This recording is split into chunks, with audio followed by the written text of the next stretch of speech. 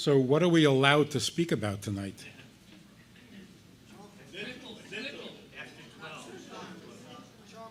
Chocolate. That's why we picked that title. Let's talk about chocolate. The idea of a box of chocolate, of course, is that when you have an assorted selection of chocolates in a box, you never know what you're going to get. Like the chocolates on the table. Some are blue and some are gold, and you don't know what's inside.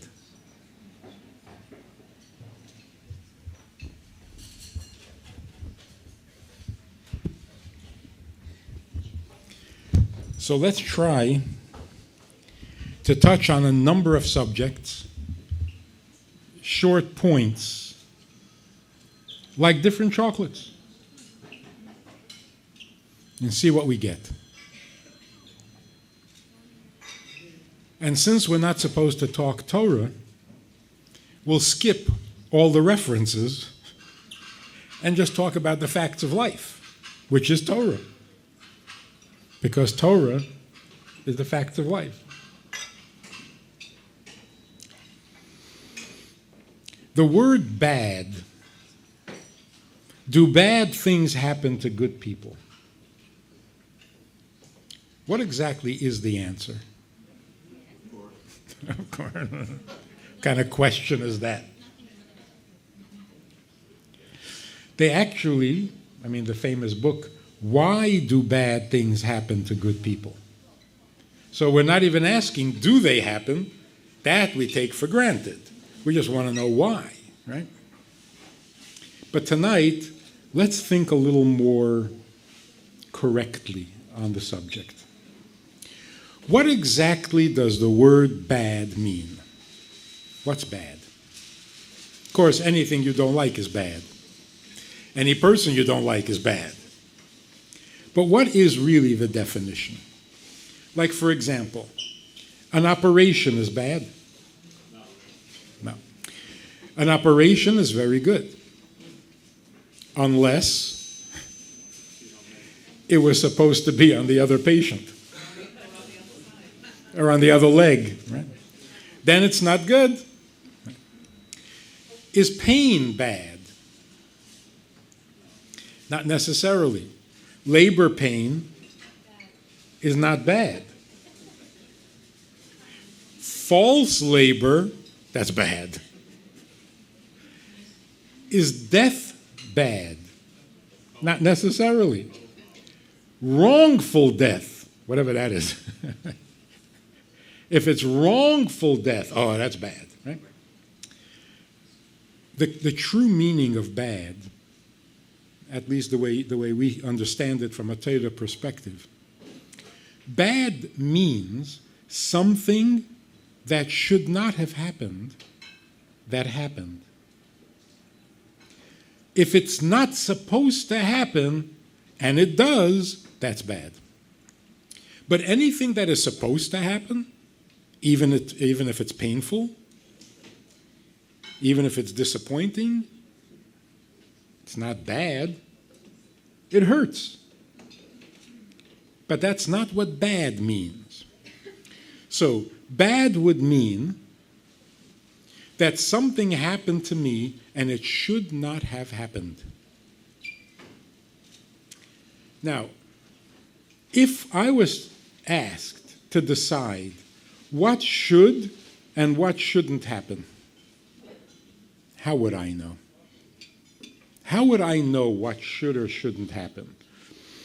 If before God created the world, and you came and asked me, should God create the world? I would have probably said, no. What for?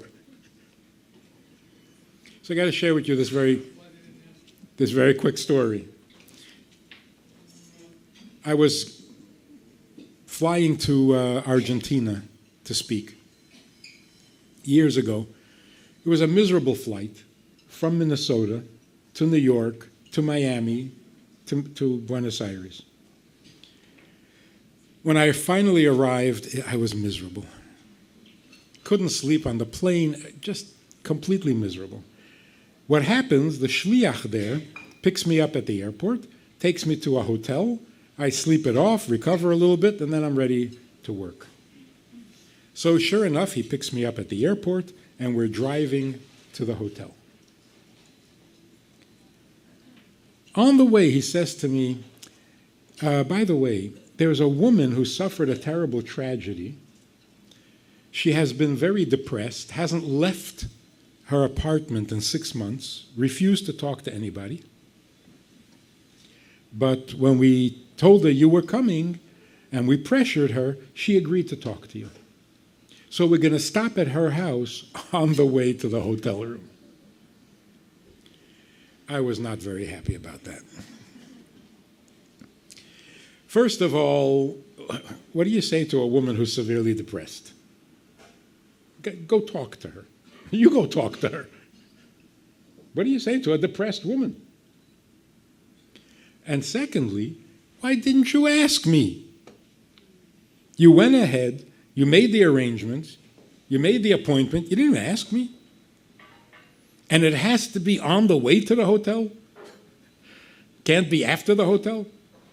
I was very, very unhappy. But she's expecting us, so I have no choice, we gotta go. We come in, and this woman looks like she had died and was never told. No life in her eyes, no life in her voice, no color in her face. Very. And she tells me about the tragedy. 19-year-old son was driving home from their summer cottage to come back into town in time for slichus. Got into a car accident. 3 other boys in the car survived, and he didn't. And then she tells me how special he was, how respectful, how considerate, how kind, how wise, how mature. An amazing, amazing description. When she finishes, what could I say? So I said, that's an amazing boy you had. And you had him for 19 years.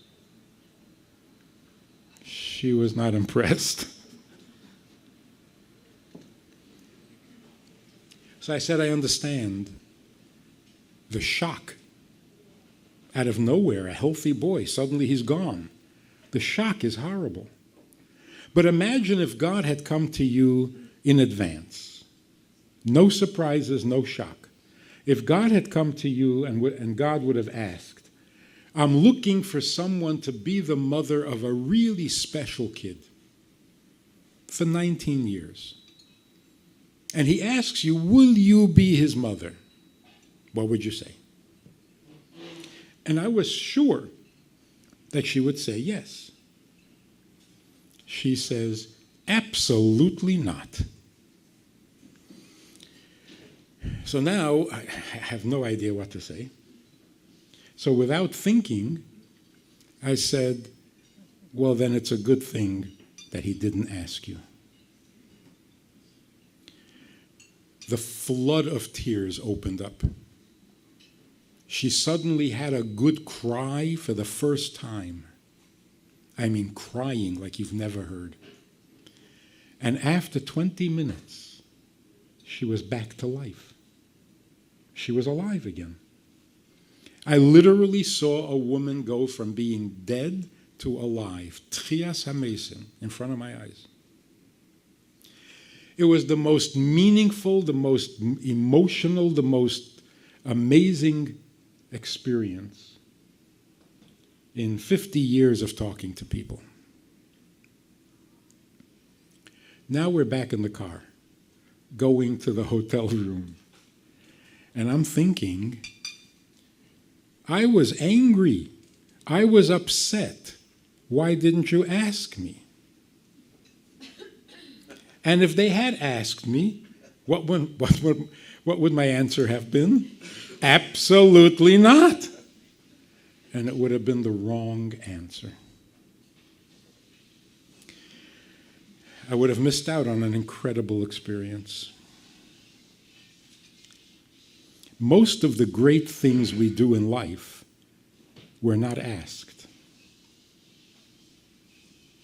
Like, how would you like to get married and take care of somebody for the rest of your life? No thanks. How would you like to have a few challenges in life? No thanks. How about some difficulties? How about some tests? No thanks.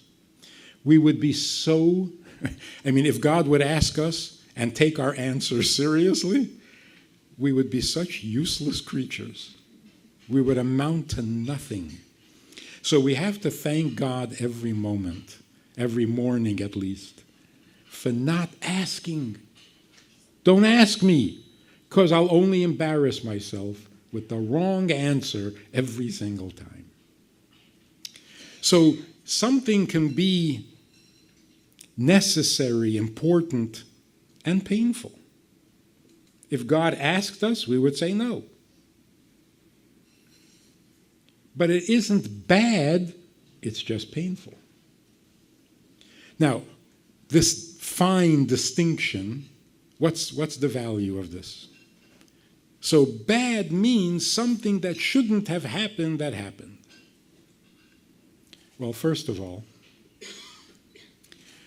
if bad means something that shouldn't have happened, then nothing bad has ever happened in history, and it can never happen. Because we believe in one God. We don't have two gods. So anything that happens comes from one God. So if God is doing it, then it was meant to happen. Unless you believe that there's a good God and a bad God, and the bad God makes things happen that shouldn't happen because the good God doesn't want it. This is not kosher. In God's world, how can something happen if it shouldn't? Well, the Satan did it. So nothing bad has ever happened, and nothing bad will ever happen in God's world. Why then does the Word exist at all? There's one exception.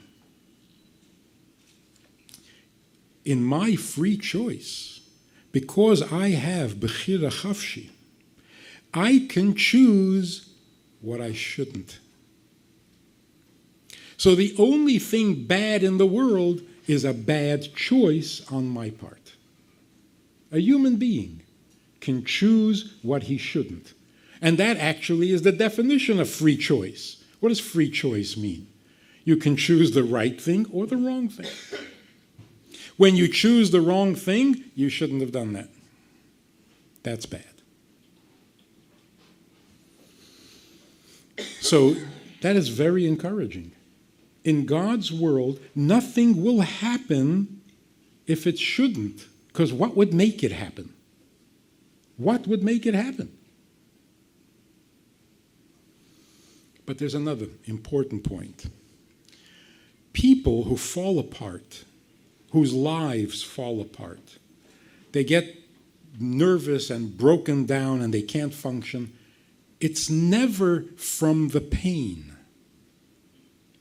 It's from the thought that something that shouldn't happen happened. Well, then what else is going to happen? If there's no rhyme or reason, then how can you live? Anything can happen at any time for no reason? That is depressing, that is paralyzing, that's overwhelmingly frightful. You never know what's going to happen for no reason? You can't live like this. So when people really collapse after a difficult experience, it's not from the pain. Because you see, two people have the same pain. One is depressed from it, and the other is kind of inspired by it. So it all depends on how we define what's happening. One final point on this subject. If we know that pain is not bad, it's supposed to happen. It's meant to be. If we know that it's meant to be, do we then become comfortable and it doesn't bother us anymore? I go upstairs to the maternity ward in the hospital. There are women crying, screaming in pain.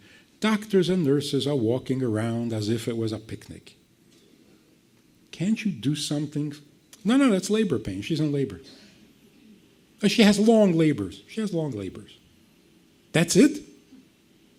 That's the extent of your compassion? See, here's what happens. If I know why there's pain, it stops bothering me. People would come to Elie Wiesel, and they would ask him, why was there a Holocaust? And of course, what do you expect him to know? Because he was there? So of course he says, I don't know. But one time he came up with a brilliant insight. Some guy comes over to him and says, why? Why was there a Holocaust? And Elie Wiesel said, I'm sorry, but I can't tell you. He says, you know why, but you can't tell me? He says, that's right. What does that mean? Why can't you tell me? He says, because if I tell you, you'll become a Nazi. The guy says, what are you talking about? I'm Jewish. How would I become a Nazi? This is how he explained it, and it's perfectly true. You're asking me why there was a Holocaust because it disturbs you. The thought that so many Jews suffered and died disturbs you, it hurts you, it bothers you. So you're running around demanding an explanation, a good explanation. Now, suppose I have a good explanation. And in 15 minutes, I will tell you why there was a Holocaust. And you're going to like my answer, because it's a good one. And now you're going to say, oh, so that's why. Okay. You see, you've become a Nazi. If an explanation takes away your pain, you're not a nice person. For many people, bad things happening to good people is upsetting because it's injustice. It shouldn't happen. Now, you don't have to be very sensitive to complain about injustice. Every kid says, that's not fair. You don't need a neshama, you don't need to have a good heart, a Yiddish heart. You don't need anything special to complain when something is wrong. But what if you know that it's not wrong? A woman is in pain because she's having a baby, there's nothing wrong, don't worry about it. Her pain doesn't bother you? That's not nice. It's not Jewish. So we don't ask, do bad things happen to good people? Bad things don't happen. So now you're happy? No, I'm Jewish. How can I be happy? If I see pain, I can't. Oh, but it's okay. There's a reason. It's meant to be. Fine. But it still hurts. How can you not feel that pain? Like, for example, God comes to Avraham and says, the people of Sodom are exceedingly evil, I have to kill them. Avraham argues. What are you arguing? You see that it's meant to be. God himself tells you, this is meant to be. And you're arguing? What are you arguing? If it's meant to be, let it happen. Go for it. The thought of people suffering is supposed to bother us, not because it's an injustice, but because it hurts. A famous story about two guys are in a hospital room. They both have gout. You shouldn't know from it. Very, very painful. One of them is a a guy who trains to be able to tolerate pain. What is that called? A stoic. He goes to special training to be able to tolerate pain. The doctor comes in to examine him, and he touches his foot, and he turns it and presses it, and for the first half a minute, no reaction. But after that, the guy screams in agony. Then the doctor goes to the next patient, takes the foot and he presses it and he squeezes it and he turns it, not a sound. When the doctor leaves, the first guy turns to the second guy and he says, "Where did you train? Where did you learn to tolerate such pain?" He says, "Train, pain, what are you talking about? I'm Jewish. I gave him the other foot." We're not into pain. We object to pain, not only our own, others also. So, summary. Bad things never happen. Nothing ever happened without the Eibishter planning it, because who else could make something happen? But pain exists. Pain is real. And for that, we daven 3 times a day that he should take away the pain. Whatever reason, whatever justification there is for the pain, isn't it possible to achieve the same thing without the pain? Obviously, we're talking about our own pain. Chocolate number 2. What is hashgacha prati? God runs the world, but no, he runs the world on every detail. Let me tell you what that means. We have this podium, and there are 3 microphones on it. If God said, "Let the podium disappear," what would happen to the 3 microphones? Obviously, they would all fall down. Not correct.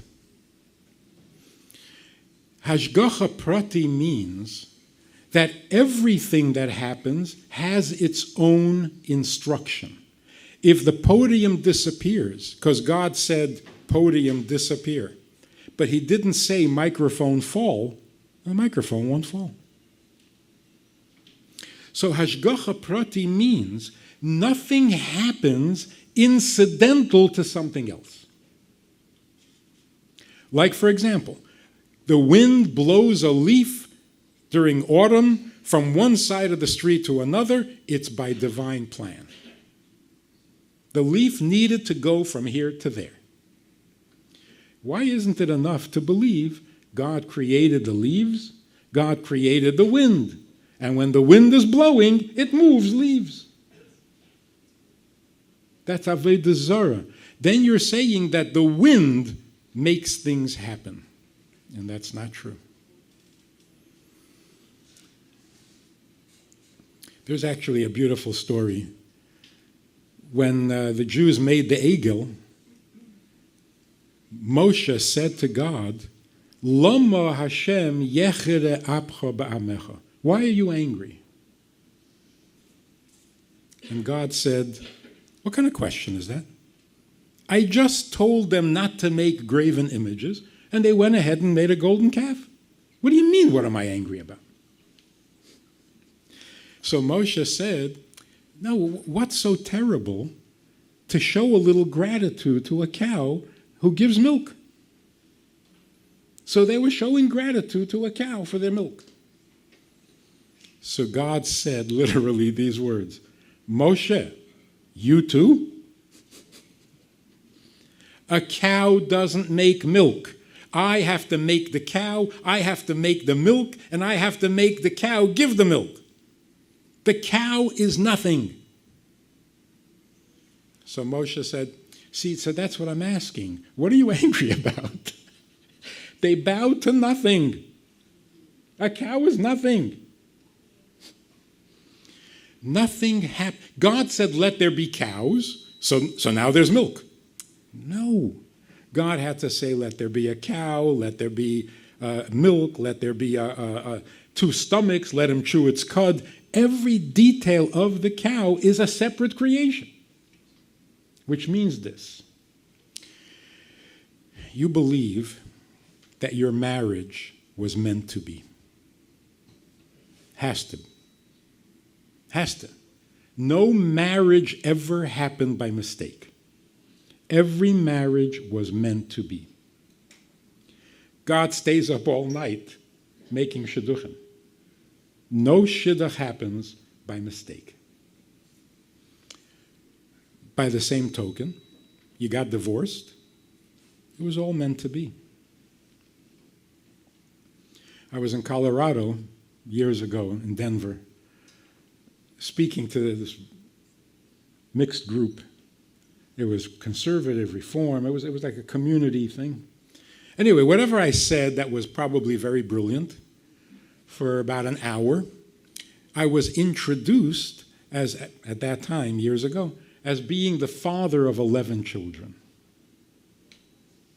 I spoke for an hour, and as soon as I finish, this woman raises her hand. She says, 11 children?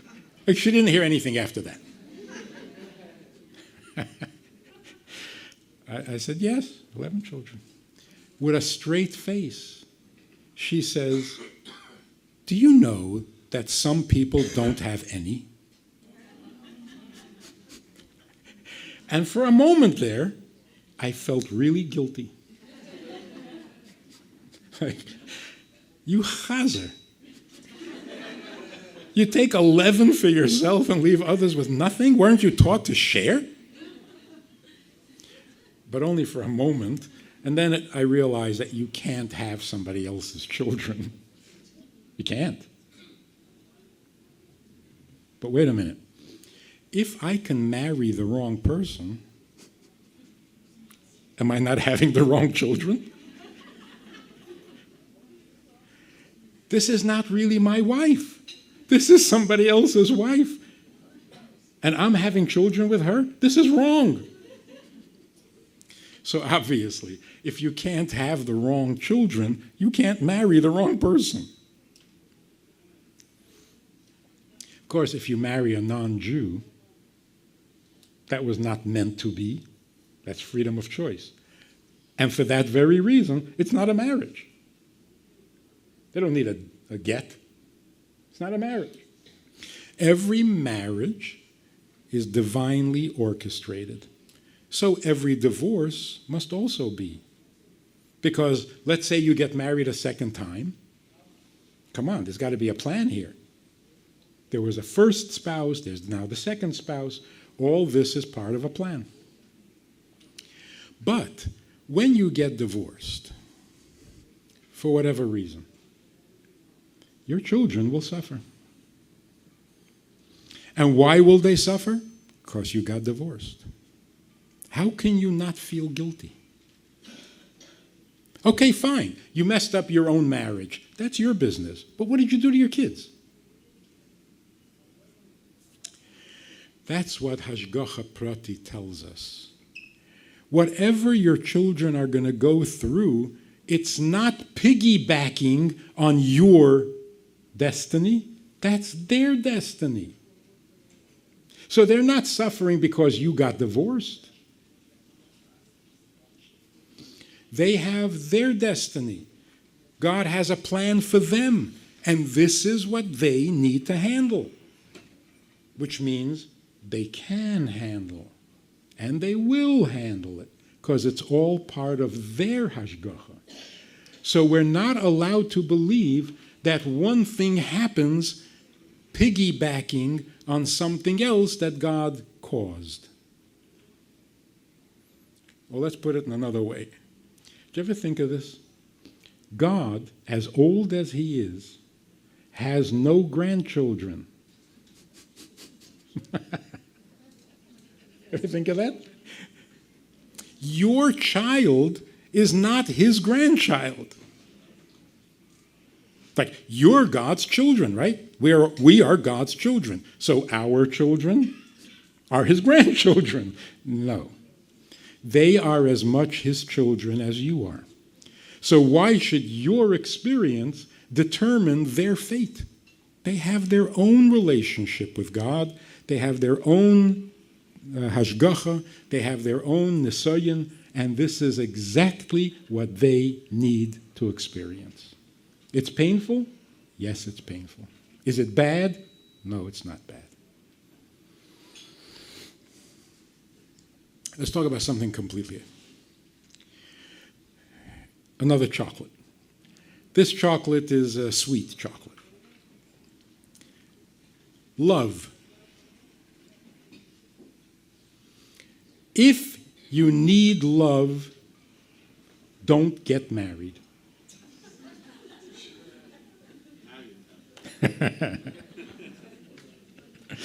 If you're looking for love, don't get married. If you need love, go home to your mother. And if she won't love you, I'm sorry. If your own mother can't love you, where are you going to find it?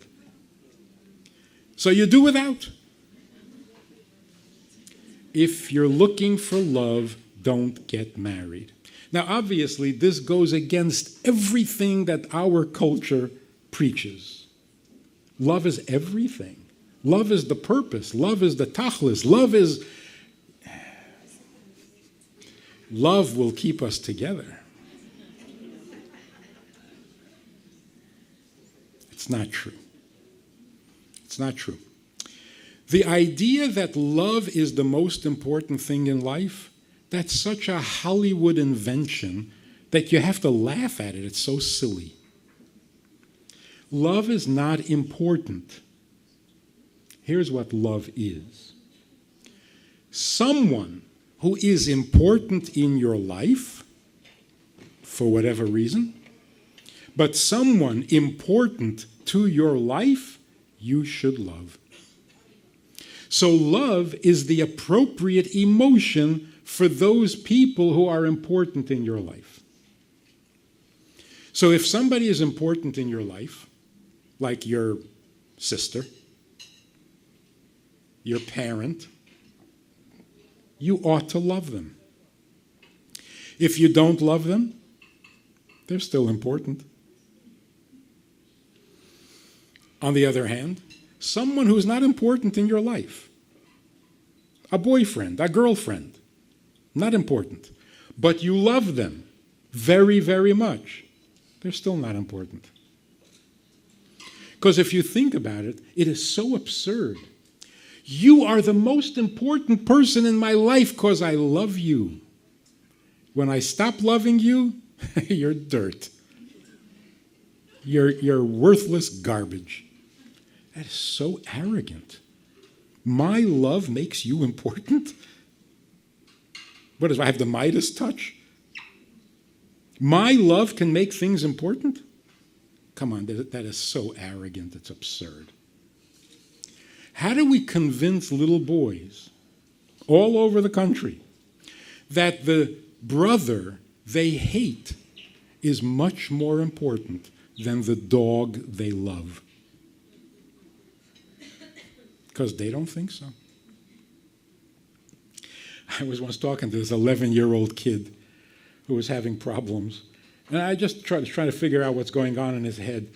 I said to him, if you came home one day from Little League and you have a baseball bat over your shoulder and you walk into the house and your father and your dog are killing each other. They're killing each other. Who are you going to hit with your bat? You know what this very intelligent, highly moral 11-year-old kid said? Depends who started it. Come on, is that not sensible, moral, just? This kid is sick. No wonder he's got problems. He doesn't know the difference between a father and a dog. So love does not make anything important. You love chocolate, since we're talking about chocolate. You love chocolate. So is chocolate important? It's not important. And that's why you should never even use that expression. I don't love chocolate. I enjoy chocolate a lot. Love? Love doesn't apply here. Right? Tevye asks Golda, do you love me? Remember? She says,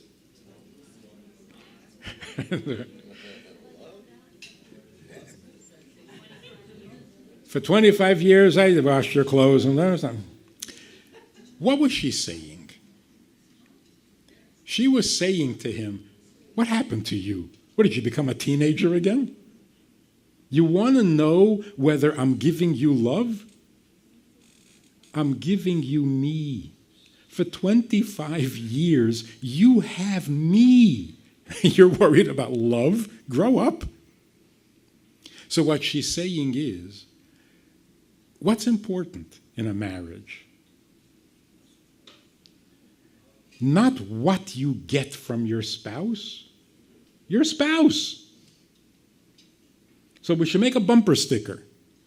Nothing you get from your spouse can be more important than your spouse. Nothing about your spouse can be more important than your spouse. And of course, the same thing is true with children. There is nothing about your child that can be more important than your child.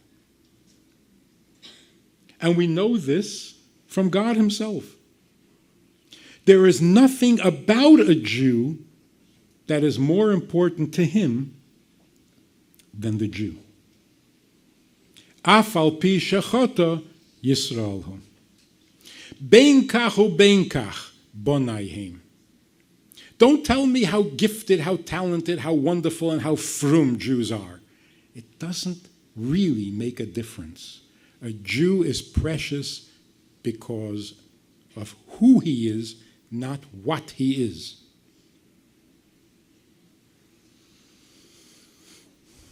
Let's open another chocolate. I was in Israel for Hanukkah a number of years ago. We live in Minnesota. It's a very religious, non-Jewish city. At this time of the year, there are a lot of bulbs. You can't imagine living here. You can't imagine what it looks like when every house on the block.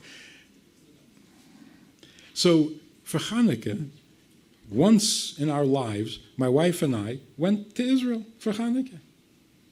It was a machaya. Every light you saw, you knew it was a menorah. So on the fourth night of Hanukkah, we're walking up a street in Mea She'arim. It was around 4 o'clock in the afternoon. All the shops were closed. Everyone was busy with their menorah. And they light it all outside, in front of the door with the little boxes, with the chimney, everybody's running with their candles, with their oil, with their... Beautiful. It was Hanukkah. You felt it.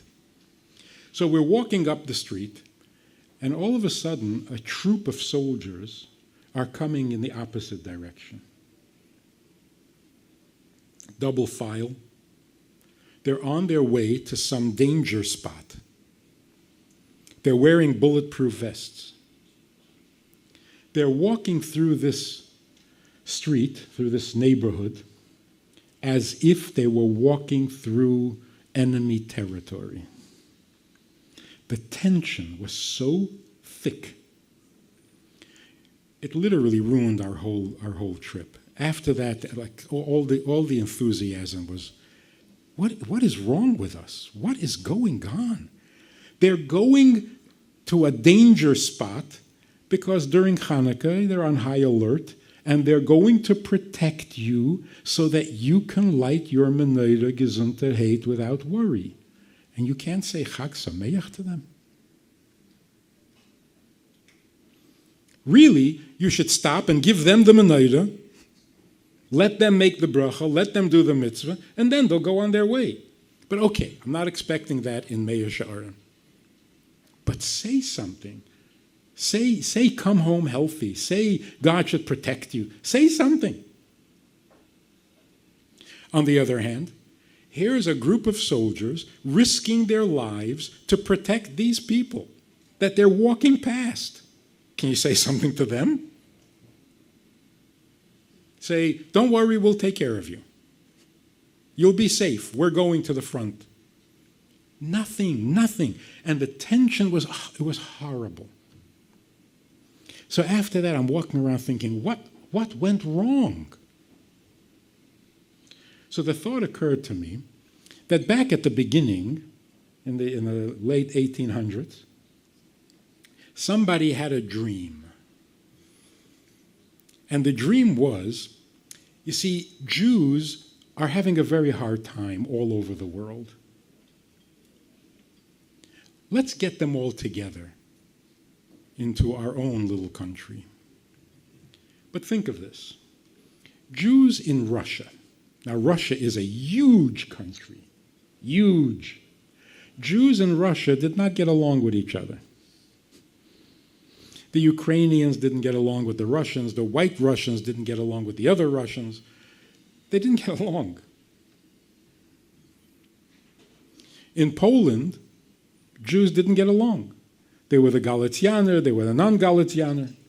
Now, Jews from Poland and Jews from Russia, forget about it. Then there's Hungary. And then there's the Romanians. Theodor Bickel once said, what is the difference between a Hungarian and a Romanian? They'll both sell their mother, but one of them will deliver. We didn't get along in big countries. So some guy thinks, you know what? Let's all get together in a tiny little cramped country. What are you thinking? What is wrong with you? How in the world is this going to work? Like the survival of the fittest? Whoever remains standing wins? What were they thinking? So then I realized they were thinking that the reason Jews don't get along in Russia and in Poland is because some Jews are Ukrainian and some Jews are Russian. Of course they're not going to get along. Some Jews are Polish, some Jews are Hungarian. They're not going to get along. Let's put an end to this. No more Ukrainians, no more Polish Jews, just Jews. If we were all just Jews, of course we would get along. No? So they said, come on, let's all go back to Israel. No more Ukrainian Jews, no more Hungarian Jews, just Jews. It'll be wonderful. It's a good idea. So what went wrong? Sad to say, there are very few Jews in Israel. Because I did a little survey. I stopped people in the street and I said, excuse me, what are you? And this guy said, Dati. Stop another guy, what are you? Haredi. What are you? Chiloni. I said, aren't there any Jews here? What happened to the Jews? So instead of being Ukrainian, you became Dati. Instead of being Polish, you became Haredi. Instead of being Czechoslovakian, you became Chiloni. What happened to the Jews? It was funny. I stopped one guy and I said, excuse me, what are you? He says, Jewish. I said, where are you from? He says, Cleveland.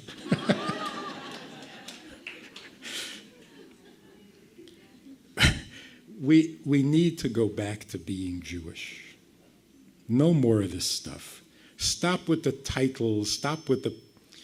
It's horrible. It's horrible. A Jew is the best title in the world. You don't need to embellish it with anything. Less is more. If we could go back to being Jews, which is really what we are, and we don't need to be anything else, we could really get along. Wouldn't that be nice? Let's open one more chocolate. One of my favorite topics.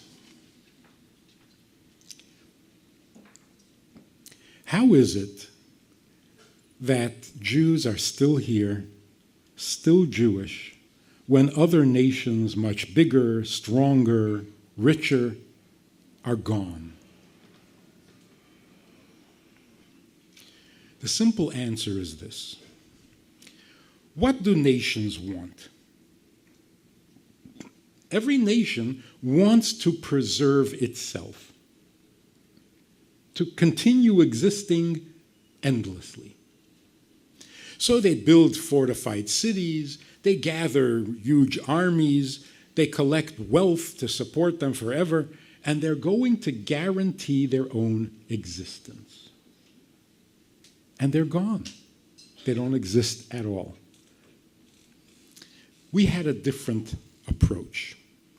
Before we came into Eretz Yisrael for the first time, what did Moshe Rabbeinu tell us? He said, let me give you a picture of what's to come. You're going to settle in your land of milk and honey, but it's not going to last. You'll be thrown out.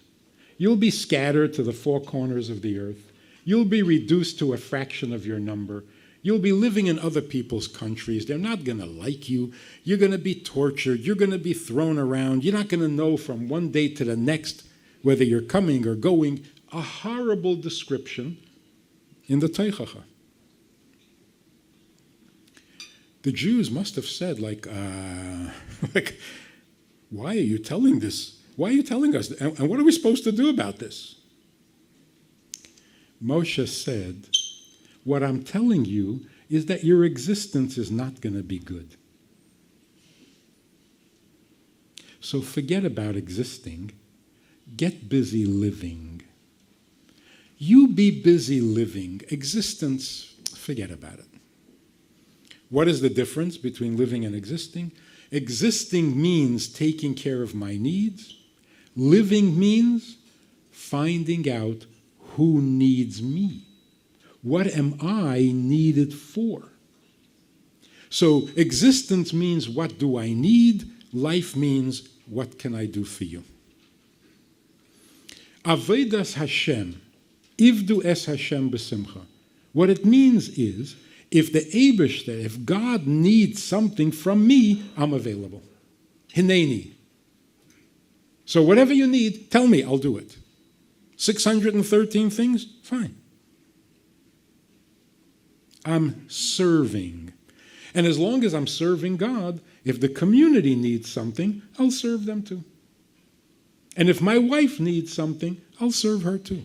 I'm in the serving mode, not in the existing mode. And here's the amazing thing. If you're busy living, your existence takes care of itself. So we were never trying to exist better, and yet we exist. They try to exist perfectly, they don't exist at all. So look at our history. For most of our history, we barely existed. And in the times when our existence was down to a thread, we were so alive.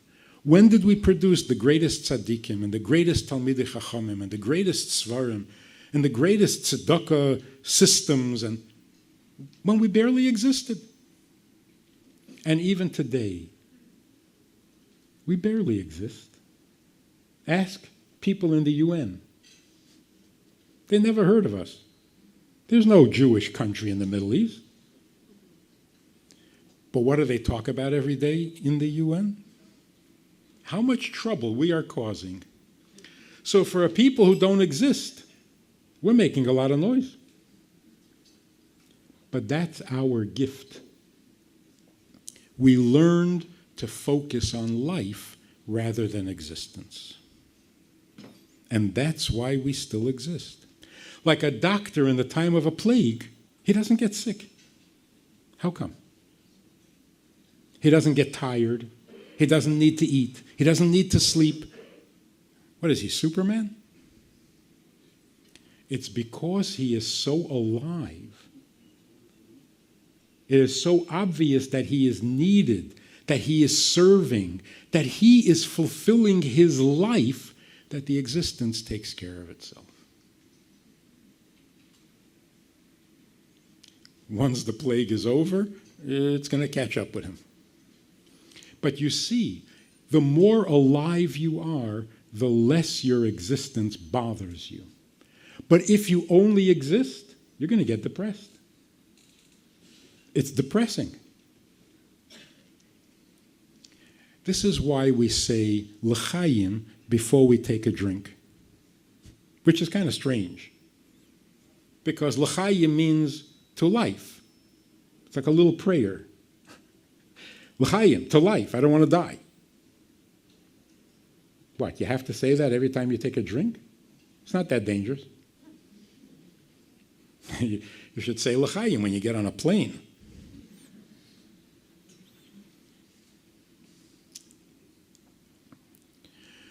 What we mean by l'chaim is not I don't want to die. L'chaim means I choose life over existence. Like Shabbos. What are we not allowed to do on Shabbos? Anything constructive. Why does that make sense? One day out of every 7 you can't do anything constructive? The idea is constructive means what it takes to make your existence more comfortable. The Eibishter says to us, 6 days of the week, take care of your existence. But 1 day out of the week, stop it. Leave your existence alone. Whatever you have, it's good enough. Whatever you bought before Shabbos, that's what you got. You didn't buy it, you don't have it. The light is on, so it's on. It's off, it's off. Leave your existence alone. It's fine. Focus on who needs you. What are you needed for? Spend 1 day focused on life. That's what we mean by l'chaim. L'chaim means we prefer life over existence. We are good at living. We're not so good at existing. Why do we say that when we take a drink? Because what happens when a person gets drunk? Any idea? Ever read anything about that? What happens is you relax, right? The drink relaxes you. What does it relax? It relaxes your needs, your awareness of your needs. When you're drunk, you don't take up so much space. You don't need room. Like, how do you know a guy is drunk? If he's still standing up. Because when he comes over to talk to you, if he was sober, he would stand over here. Well, in South America, it's over here. But in America, they stand here. When he's drunk, he stands here. Because he doesn't need space. Like 9 drunk guys on a couch. A couch made for 4. But when you're drunk, you don't take up space. So 9 drunk people can be comfortable on a couch made for 4. So what you say is like this. I am going to relax my existence. My needs, whatever they are, I have plenty, it's enough, it's good enough. I want life. I want life. L'chaim. I'm going to relax my existence because my life is far more interesting and far more important. This is so crucial to marriage. Because when you get married, the first thing that happens is that your existence is destroyed. Your existence is wrecked. You don't have a place of your own. You don't have space of your own. You can't go. You can't. It's horrible. Under the chuppah, we should make it very clear. Harei at, you are my chosen one. Only you can ruin my existence. Why? Because together we can make a life. So yes, ruin my existence, but let's have a life. So getting married is like saying l'chaim. If you're still trying to defend your own needs and your own existence, don't get married. When your existence is whatever it is, okay, enough already, time to get on with life, get married. So the simple test is this. When you wake up in the morning and you look in the mirror, if you find the face in the mirror fascinating, don't get married. You're not ready. But if you look in the mirror in the morning and you say, oh, you again. Enough already with you. Okay, now it's time to get married. So, marriage means I want to give up my existence in exchange for a life. So you should never get married and then 3 weeks later say, I'm feeling a little cramped. I need more space. No. You gave up your existence. That's the definition of marriage. You gave up your existence in order to have a life. Kabed esovicha ve'esimecha. Right? Make your parents' life, your parents' existence a little easier by serving them, carry their bags, whatever. What happens then? Kabed esovicha ve'esimecha, so that you will live. By giving up a little of your existence, you get a life. So now, what is the meaning of Am Yisrael Chai? It means, if you want to know what Am Yisrael is, very simple answer. Am Yisrael, Am Yisrael is Chai. We choose life over existence. So we should all have good news very soon. We should report to each other, I got good news, my existence has been ruined. I found somebody and they can ruin my existence all they want because we're going to have a life together. If you're ready to do that, we will have a lot of good news. Thank you for listening.